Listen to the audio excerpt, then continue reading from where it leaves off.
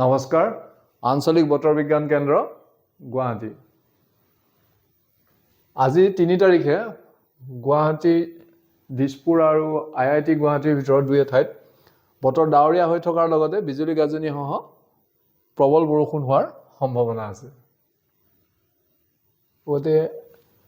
উচ্চ বায়ুমণ্ডলীয় ঘূৰ্ণীবতাহ উত্তৰ পশ্চিম বিহাৰ আৰু ইয়াৰ সংলগ্ন উত্তৰ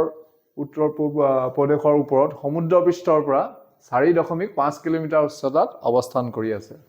লগতে মৌচুমী বায়ু অক্ষৰেখা সাগৰ পৃষ্ঠৰ পৰা অমৃতসৰ চণ্ডীগড় চামলি শাহজাহানপুৰ লক্ষ্ণৌ ছাপৰা বাংকুৰা আৰু কেনিঙৰ মাজেৰে গৈ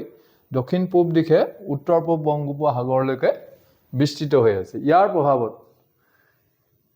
প্ৰভাৱত অহা দুদিনত অসমৰ আটাইখন জিলাতে পাতলীয়া পৰা মজলীয়া বৰষুণ হোৱাৰ সম্ভাৱনা আছে লগতে আজি 3 তাৰিখে বিশেষকৈ কোকৰাঝাৰ চিৰাং এই দুখন জিলাৰ ঠাই বিশেষে দুই ঠাইত প্ৰবল বৰষুণৰ লগতে অত্যন্ত প্ৰবল বৰষুণৰ সম্ভাৱনা আছে লগত বৰপেটা আৰু বঙাইগাঁও এই জিলা দুখনত প্ৰবলৰ পৰা অতি প্ৰবল বৰষুণ হোৱাৰ সম্ভাৱনা আছে বাকি য'ত হালধীয়া এলাৰ্ট দিয়া আছে তাত দুই ঠাইত প্ৰবল বৰষুণ হোৱাৰ সম্ভাৱনা আছে লগতে 4 তাৰিখেও কোকৰাঝাৰ চিৰাং আৰু বঙাইগাঁও এই তিনিখন জিলাৰ